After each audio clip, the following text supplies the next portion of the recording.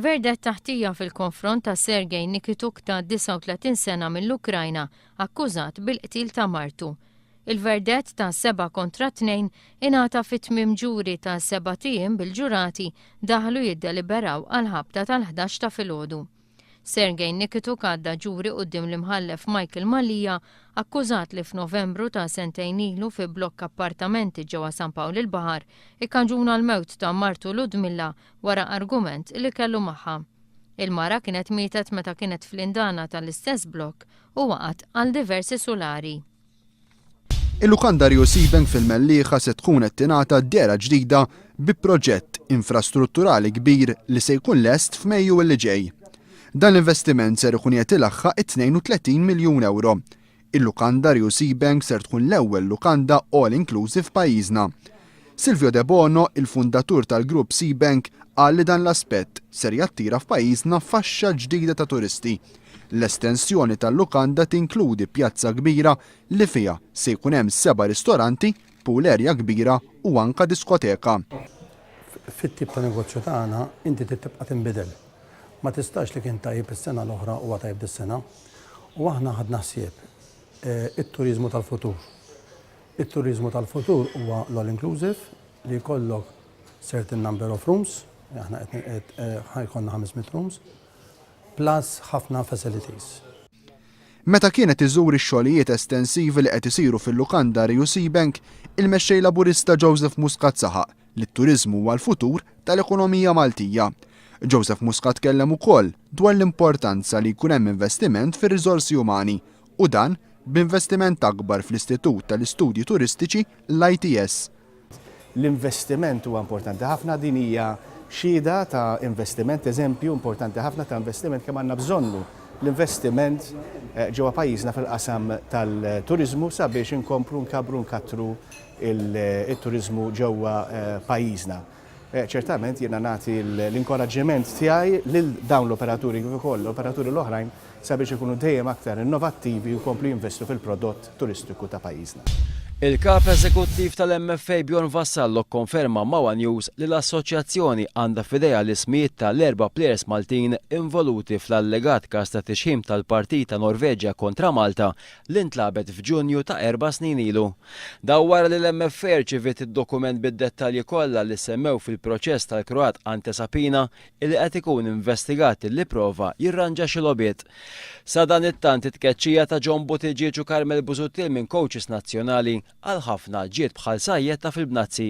Iżda l-bruda li minn dejjem eżistiet bejn iż-żewġ coaches u l-amministrazzjoni ġdida ma ħallit l-ebda triq oħra ħlief li l-MFA tasal għal din id-deċiżjoni.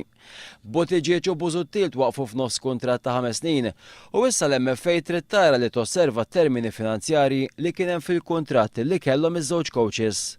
L-MFA għadha indeċiżi jekk il-coach ġdid tat-tim nazzjonali huwiex se jkun Malti jew barrani.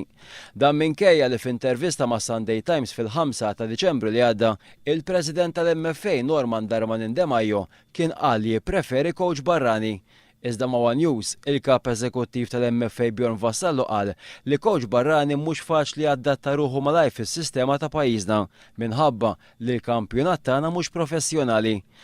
Intant fl-aħħar ta' Novembru li ġej fi Praga, Repubblika Ċeka, għandhom ikunu stabbiliti d-dati tal-partiti li jmissa Malta fir-rounds ta' kwalifikazzjoni għat-Tazza tad-Dinja Brażil 2014 fosthom iż-żewġ dati tal-konfront kontra t-Taljani.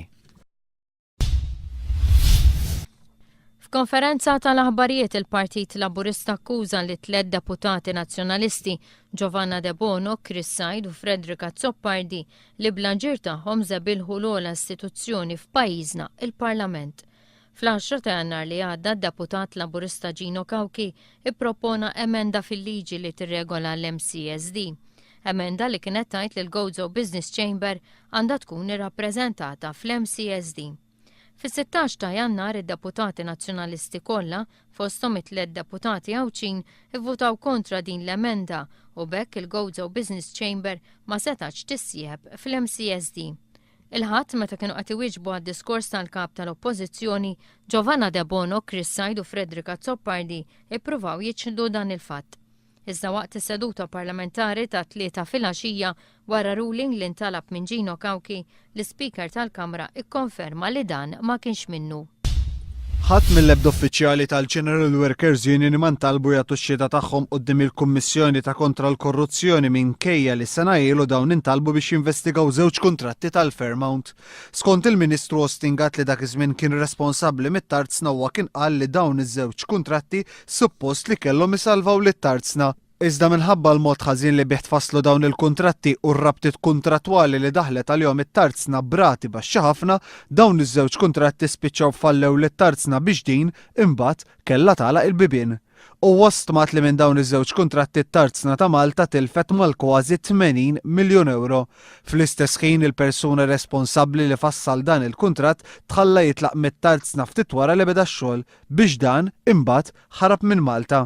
Sena ilu l-ex-chairman tat-Tarzna Semi Mejlaq kien għamel stqarrija ġuramentata tal-mod li bih kienu saru l-affarijiet u talab il-Kummissjoni ta' kontra l-Korruzzjoni biex tinvestiga. Dan għaliex fi kliem Semi Mejlaq l-affarijiet ma sarux b'mod aċċidentali iżda b'mod maħsub li juri li dan kien każ ta' korruzzjoni. Sa sena wara din il-kummissjoni li jammexxija mill-imħallef Albert Manxe baqgħet ma batet għal ħadd mill-General Workers Union. Għalhekk fi 17 Ottubru ta' din is-sena s-Segretarju Ġenerali tal-General Workers Union Tony Zarb talab lill-istess kummissjoni biex malajr kemm jista' jkun tibgħat għalihom. U dan fl-interess tal-każ u fl-interess tal-poplu Malti u kollu biex ikun jaf x'ġara eżattament fil-każ tal-Fairmount.